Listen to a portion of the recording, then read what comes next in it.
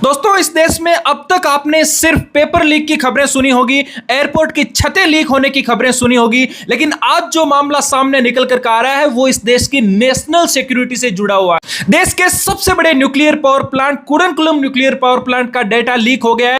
15 जुलाई 2026 को रॉयटर्स समेत कई मीडिया रिपोर्ट्स में यह सामने आया है कि वर्ल्ड लीक्स नाम के रैनसमवेयर ग्रुप ने डार्क वेब पर लगभग 19,000 फाइलें यानी करीब 14.3 जीबी का डाटा अपलोड कर दिया है। ये data Kudankulam nuclear power plant के निर्माण कार्य से जुड़ा हुआ है और ये कॉन्ट्रैक्टर रिलायंस इंफ्रास्ट्रक्चर से संबंधित सर्वर से लिया गया है। अब इसकी टाइमलाइन भी समझिए दोस्तों। रिपोर्ट के अनुसार मई 2026 में थर्ड पार्टी डेटा सेंटर के सर्वर में कोई एक संदिग्ध गतिविधि का पता चला था। जून 2026 में वर्ल्ड लीक्स ने डार्क वेब पर डाटा पब्लिश करने का दावा किया और जुलाई के मिड में यानी 15 जुलाई के आसपास अब यह मामला पूरी दुनिया के सामने आ रहा है।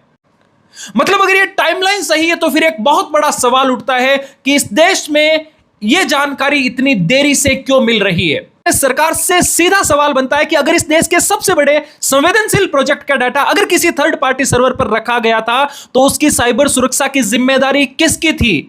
और जब यह मामला मई में हुआ तो जनता को जुलाई में जानकारी क्यों मिल रही है? मतलब यह बार बार छुपाने वाली घटना क्यों दोहराई जा रही है?